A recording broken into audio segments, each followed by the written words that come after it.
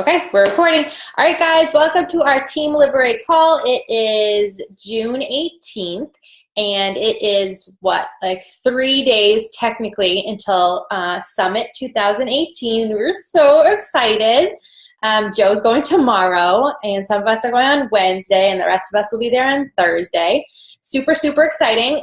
We were just talking about how the tickets for next year will go on sale this year at Summit. It's usually like the last night. You can see everybody walking away from the stadium like on their cell phones trying to get the ticket at that time. They are super discounted when you get them that early. We do know that it's going to be in Indianapolis again on the weekend of July 11th. So definitely plan accordingly, and we hope that everybody will get their ticket for next year. It's just really cool to think about. I was talking to my husband the other day. My first Summit it was just me, obviously. I literally signed up in April to be a coach, and Summit was in June or July. And then my second year, I had Joe. Joe is my guy. And then last year, I had 5 people. We had Joe and Erin and Erica and Pam and Janice, who's no longer a coach, I don't think. And then this year, I think we have like 12, 13, 14-ish coming, which is super exciting. So my goal for next year would be like 25 or 30, which would be really, really neat. So I'm just going to run through the Life Changers board for this month because it's amazing. And I just want to give some recognition where it's due. And then we have an awesome speaker tonight. Okay, so June Life Changers. So far, we are not even 3 weeks into the month, so we have a good chunk of time left. We have Stephanie, who is leading the board at Success Club 8, and she has been a coach for like 3 weeks, so that's pretty amazing. Randy is right behind her, who's also been a coach for about 3 weeks at SC6, and then Erin and Kelsey are at 4, so you guys are almost there. Liz is at 2, Sarah is at 2, I am at 2, and Dave is at 2. So we still have 12 days to change lots of lives, especially if you're going to Summit. We're going to be posting. So everybody's going to be following our crazy but fun and awesome weekend. And I'm sure some people will want to join us after they see what that live event is all about. So tonight I asked Kelsey to share with us. I was going to say, it just looks like she just left. Oh, there she is. I asked Kelsey to share with us because she is just a rock star, especially with her posting, which is exactly what she wanted to talk about. And so, yeah, she showed me what she wanted to chat with us about, and I'm really excited for her to share with you. You got it, Kelsey? It's all you. Yep. Can you hear me? Yeah. All right, perfect. Okay. So yeah, I thought I would talk to you guys a little bit about like what I've been doing as far as how to really brand yourself from your social media accounts. So regardless if it's Facebook or Instagram, I think we've all learned a lot of best practices from different trainings, different speakers, different people like on Team Liberate and Team Boom who are really like killing it. But I think there's always like opportunity to learn different perspectives and like what may be working in other areas. So I'm going to share my desktop really quickly and I put together a couple quick slides. Can you all see this? Good. You can see my screen? Okay. So what I think Brooke told me, like when I first started, is when you think about like Instagram and Facebook, like you have to think about it as your storefront. So like that's really what is going to draw in your tribe. So you can invite, you can have conversations offline, but essentially they're going to want to see you showing up every day. So you have to be consistent, just like we talk about in the vitals all the time. So something that I've really been working hard on is just really being consistent, but also starting to like really be strategic with what I'm putting out there. So I know we've talked about this before with like Ashley Phil Dyson and some others, but I think I love to come back to this because I think it's so important to understand like who you really are and what you're sharing, because that's really going to make the authentic you come out more easily. So this is something I try and do like every few months. I come back to it is like really making sure I know what defines me, because I do think it kind of evolves, just like social media evolves. But, what are the 5, it could be more than 5, but what are at least the 5 things that make up me or make up you? So for example, I'm always like focused on, number one, I'm a mom, but more than that, I'm a boy mom, and like family is like super important to me. I'm also like, I love Jesus. I love coffee and donuts. That makes up like a huge chunk of my mornings with my kids a lot of times. I'm also like a working mom who travels a lot. And then I played soccer my whole life, and I've been a runner as well.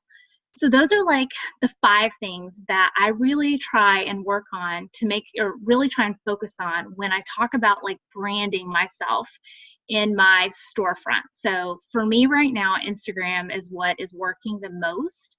So I look at these 5 things and I start thinking through, as I put here, like I write them out, but I also describe them in as much detail as possible.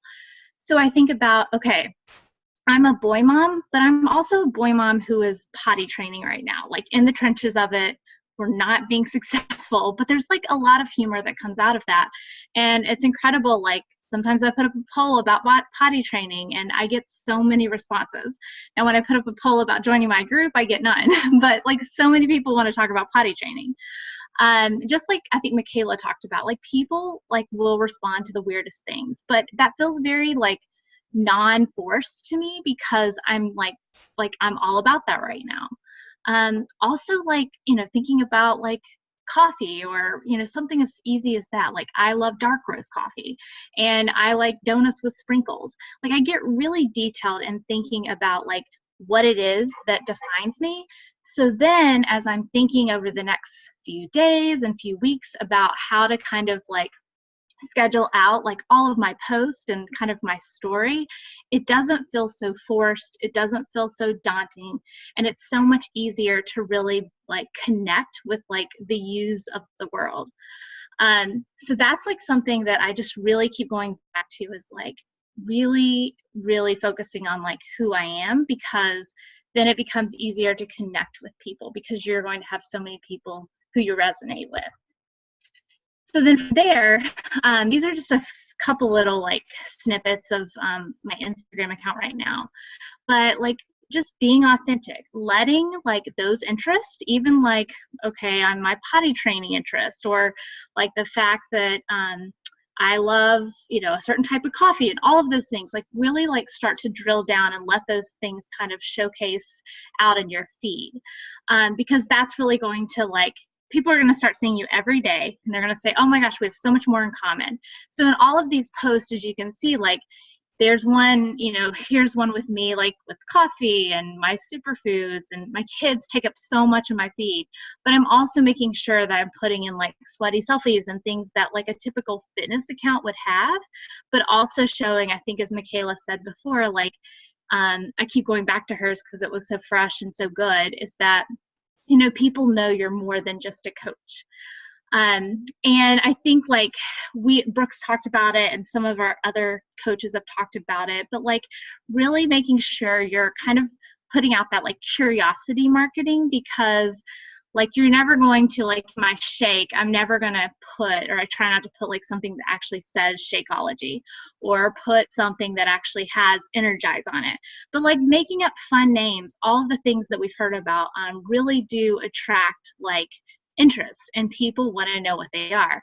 I think for me, one of the most engaging posts I had was when I put a pina colada bowl on, it was actually on Facebook more than Instagram, and no one realized it was Shakeology. And I probably had like 30 messages, but it's just incredible if like you really get creative with like how you describe our products and how they like fit in your life. It can really be, you can really like start to generate engagement.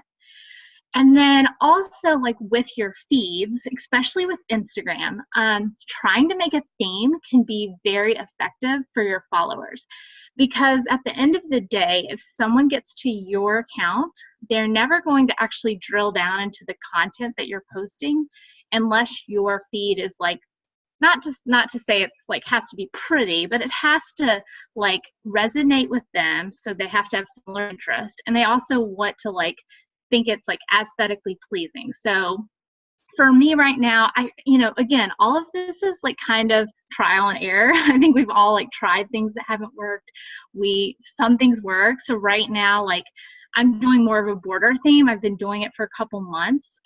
It's become second nature. So it's very easy to just like churn out. But that's kind of like an established theme I have with all my pictures. And it allows you to kind of brand yourself outside of other coaches and, be like your true self, but still like share, share all of like your knowledge and all of the things that like make you you. And so something else I've recently done is, and I actually I don't know if she's on, but I got the idea from Christina. She started posting like, just like cute quotes or things like always in white on her Instagram feeds. So I kind of leveraged that idea and I started using the letter boards. And so, some weeks it's like a funny mom quote. Other weeks it's like, up here I have like water first, veggies most. So it ties in like some fitness angle where I can get back to talking about a group I have or something like that. So it's kind of working right now, but it kind of allows you to, do something to kind of brand yourself that maybe like others aren't doing, or, if you're trying to just do something different and unique. So that kind of brings me to just like how to get creative. So, there's so many different ways we can play around with all of the things we have at our fingertips. So something that I've been doing is I was very fortunate to have our family photographer take some lifestyle photos for me for free, that she was working to like establish a new brand for her business. And that, I have to tell you, has been a game changer for me, having those professional photos. This is actually not my kitchen, which I wish it was. It is her kitchen. But like we changed a bunch of outfits, but it's really helped like up my followers, my engagements, all of those when I post pictures like that. Now I don't do it every day. Like I want to be as real as possible. So I want to make sure that I'm posting something that's, just like me and my kids at like 3 o'clock in the afternoon or whatever. But at the same time, like having these to leverage too has really, really been something that's, I feel like changed my business. And I would totally 100% pay for like a session like this again, which I am considering maybe doing, at the end of the year or in the spring or something. But that's just one example. So there's just different ways to really like boost your feed, as if you could say. And also like I've done the letter boards, you could start showing your workout. I think Danielle was trying to do, doing some workouts in the gym. I know Pam's done them in the gym.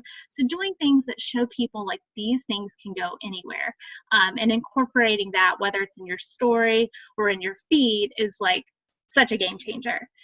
And then, something I actually just did this morning and I've had quite a bit of interest is like, take something like, I know Joe, like for example, you love to do those, I forget what they're called, those runs, but like I'm a big runner, not like the fun runs like you do, like those seem like so much more fun.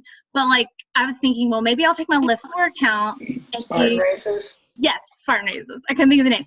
But like, maybe you do something where like you start a group training for a Spartan race. Like that's what I'm hoping to do with Lift 4 is like have a group of girls who want to do a 10K, and like on our off running days, we're going to do Lift 4. And it's, it's no different than maybe what I've told them before, but when I spin it that, let's train for a race because I'm probably going to run on my off days too. It just like allows you to get a little bit more creative with what you're offering to people. And logistically, I'm still working that out. I think I'm just going to add them to my challenge group or something like that. But again, there's different ways to take what we all have, like make it your own and make it creative. And then I think like as far as, I know Brooke and I've talked about it, and like others, there's different ways. Even if you don't have a professional photographer or something, like just taking different angles with photos, especially in your feed, or, working on the lighting. There's different, and making sure like when you are planning out like what you're going to put in a week, that if you have like a food picture and then a Shakeology picture the next day, maybe they're not just like the same angle, and you know, maybe space it out and have like a picture of your kid in between there. So just again, making sure it's themed and pretty will give, you know, help you give a boost, and then that way people will like want to drill down into your content. And then I think like with content, and I know Brooke, we've talked about it before too, it's just like always go back to when you're putting a post together, like what is the kind of, you know, aha moment with it? What is like this, what's the call to action? Not to say there always needs to be a call to action, but what's the so what of it? Like what's the message you're trying to get across? And like if you reread it and you don't know what that is, then make sure that, you know, you kind of think through it again, and you have always like a main point with your posts. So when people read them, they, you know, want to continue to come back for more. Yeah, I call it like the what if, like the what if factor, like, or the so what factor. Like, so you're writing this message, but it's like, so what? Like, what's the point? You know, don't just post just to post, you know, because it's something that you think you need to do.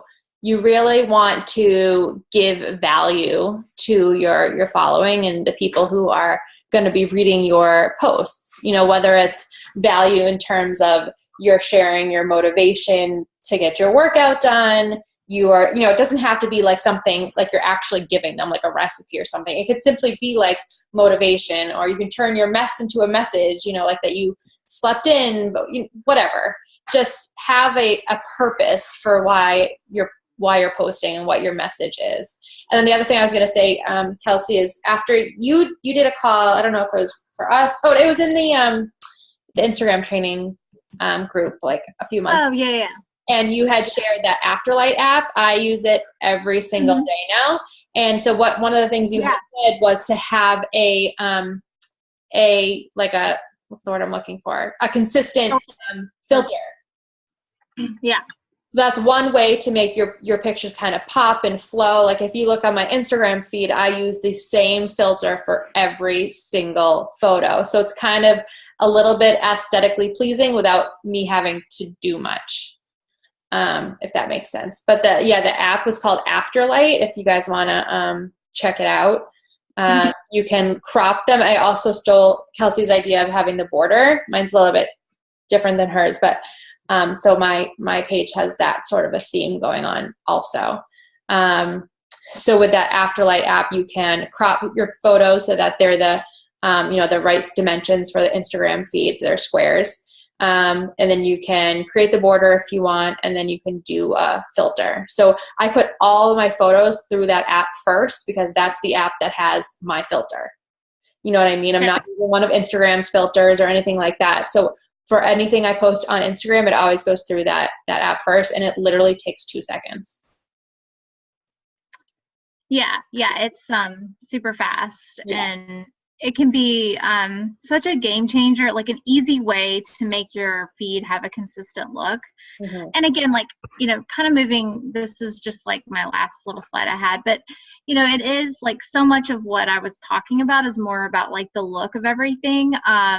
But at the same time, like you still want to make sure that you have like that key theme, or like your post have like logic behind them. Like, you know, Sundays are a great coaching opportunity post, and Tuesdays are great, you know, traditionally it's like a good day to do like a transformation. But again, like all of these things will help the look and feel, and then like you can start to think through like what are the content ideas that you want to share. And then, you know, at the end of the day, it's just all about planning, right? So I think we all know that, and just making sure we're doing the vitals. So I think I've done a different system for like 5 different times in the year I've been coaching. I still go back to like having just a check sheet of things to like make sure I'm hitting my vitals every day, because when I don't do like one of them, I definitely see the effects of that like within the coming weeks too. But I always have like a list. I might have got this from Brooke, or maybe you posted it in Team Liberate, but I do like the posting ideas too. So like if I feel like I'm in a rut or I just can't think of anything, I go through this list of like different ideas and then think back to, okay, what are the 5 things that make me me, and how can I incorporate that into one of the posts? So then it doesn't feel so hard or like work.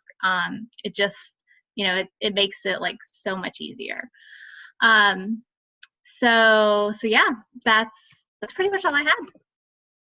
Awesome. I love it. Does anybody have any questions? And I would say, yeah, Afterlight is a game changer. Yes. I'm loving using it. Yeah. It's an easy way to have that flow like you talked about. Yeah, it's and it's very like easy, easy to use too. So yeah, it literally takes like 5 seconds. It's super fast. Yeah. What were you saying? No, I was just gonna say I think that we start to see it like all of us have like those, things like I always think of Danielle. Like Danielle is like, I'm so not fashionable. So I always like look to someone like Danielle who's like so fashionable, and like, just like people resonate with her because it's like outfit of the day or like the style or like the season, like she knows all of that stuff. And so you just have to like always go back to like what you feel like you're good at or what you feel like because like confident and comfortable sharing that, because you are going to really attract a tribe, and people you attract are going to be the ones that are going to want to talk to you. So it doesn't feel so like cold market-ish when it's people that maybe that are a cold market, but they're starting to engage with you because they feel like the content you have really resonates. Right. And like we were talking about on the call with Michaela, like even when like you said, even when they're kind of like a cold market person, if your posts are really a reflection of like who you are and what you're all about, you're actually kind of forming with them without even actually forming, like they're getting to know you behind the scenes, so that when you do like chat with them, they might be more likely to reply back or kind of engage in a conversation because they already have an idea that like you're, a normal person. You guys, you can relate to each other in some way. So they might be more inclined to actually be open to, chatting with you. Yeah. And I think too, like I didn't really talk about it much because, and it seems like Instagram and Facebook algorithms are always changing. And like right now we should only be posting once a day, but I'm still definitely filling up as much time as I can with stories. And they're as like crazy as like potty training to like my workout, and all of that. Like if I add a new follower, they're gonna start to watch all that, and they're either gonna stop following me or they're gonna like keep following me. So yeah, and that's a good point. Like, so your posts, especially on Instagram, are kind of like you said, like the storefront. They're kind of like the, like the cliff notes of who you are, like the snapshot of those 5 things that make you you. And then you save all of like the everyday, day-to-day things that, things that make you you or are silly or whatever. Those are for your stories. That's a great place to share on your stories. Yeah. We could talk, stories. We could talk about stories for a whole separate call. I could go on and on about stories and how awesome they are. Maybe we'll I have a couple questions for Kelsey. Yeah. All right. So what is your strategy? Which type of people are you contacting? Are you talking to those who watch your stories? I know Michaela's big on contacting the people who watch her last story. What is your strategy? Like, what do you do when you sit down every day? I had up until the Michaela call, I hadn't really been thinking about my last story. I mean, I'm probably not up in volume like she is. So, for me, I might have like 200 or 150 to 200 people watch my story. And then I usually look at I start from the beginning. And if my number still seems like it's pretty high at the end, I still go through my first story of the day and I'll reach out to anyone I haven't reached out to before. And then if it is someone that I have reached out to before, and maybe it's been more than a couple weeks, I'll check back in with them. And a lot of them don't respond, but quite a few of them do. And sometimes it's just no, but then sometimes it's like opening up a door to a conversation. So when you reach out to them, are you just inviting them straight out, or are you just starting a conversation? It depends, like how I feel. I've been doing, so I don't have a really like good like plan I do every time that I haven't found one that's like tried and true. So I do a mix. So I kind of do trial and error on everything. So for me, I've been doing like, in the beginning, I was just doing thanks for following my journey. And I don't even ask like, are you on a journey of yourself? I'll just like always look at their feed or something, and I'll say something like, something about, I see you're a mom too. How's the terrible like toddler years going, or just make it something funny. But then sometimes I will just like ask if they want to join a group, but I can't really tell you one way or the other if one works better than the other. They both have worked, but I feel like I still go back to forming, even if they say yes. I think Brooke talked about that, or someone talked about that recently. Like if they say, yeah, I'm interested, then before I just tell them everything, I'll say, okay, well, where are you in your journey now? Or what's your routine like? So at least we have like kind of a baseline to start with, and go from there. And then I do surveys quite a bit, or not surveys, polls. And I get a lot of people who say, oh, I didn't mean to respond, like they'll say I'm clicking through. But I'll still like star them and keep like asking them because they keep watching my stories. So I'm this person who keeps like clicking, yes, I'm all, like I'll be like I did one yesterday and it was like, yes, I'm all in, bro. And then the other option was, I want more info. And this person keeps clicking that positive one but never responds to my messages. Yeah. Like, you're driving me nuts. Yeah. I know I've got some like that too, but, I don't know what seems to work better, but I find that like, if I know I'm in just an inviting mood where means I have like the time and I'm like ready to go, I'll just like usually kind of ask them straight off the bat. And if they don't respond, then I'll like check back within a couple weeks, but I usually go month to month. But like I said, like in May, I really slacked off on inviting, and I've really I'm struggling this month. I feel like I'm having to kind of really form some good relationships, because I took some time off from inviting for a couple days, and it really like plays a part. Like I was posting, I was doing my stories, I was doing all of the other things, but I just wasn't inviting every day. And because of that, like 3 weeks later now, like I find that this month is hard. I'm in the same exact boat. I feel like last month I was transitioning my system. I was second guessing my Instagram, and then I'm definitely, it's reflecting now. Yeah. Yeah. And I think there's still time, right? But like it's not like you're starting now. My hope is like that's going to help you throughout, if not this month, next month. But you definitely see like, that's why I like that little, I do what like Brooke, I don't know if you still do it, but you do like the report cover. Like I still do that checklist. And if I notice that I don't invite people or invite a couple or only do a couple follow-ups rather than like, the 20, the 30, the 40, whatever I have time for that day, it really makes a difference within the coming weeks. But we all know that. But it's true. It's like you kind of forget like not doing one thing can really impact your business that much. Yeah. But that's why it's the number one vital is inviting. Yeah. Did you guys listen to the National Wake Up Call? She talks a lot about inviting on it. Can I? I have like 10 minutes left. I had to run out. The one from this morning? Yeah. Okay. She talks about how she used to have a lot of anxiety, and she has like a three-step inviting system. So definitely worth the listen. So they're not putting those on podcasts anymore, right? I have no idea. I'm assuming, I guess, yeah, with it being live now, I guess they're not doing Bummer. that. I know. I just try to remember to put it on if I'm like cooking or cleaning or doing laundry or whatnot. I watch it still in the car, but it's harder. Like, that uses up a lot of data. Just throwing it out there. I'm just worried about driving and watching. But try to just listen anyway. Do you have any other questions? I'm getting ideas for other calls we can have. Like, I'd like to talk more about Instagram stories.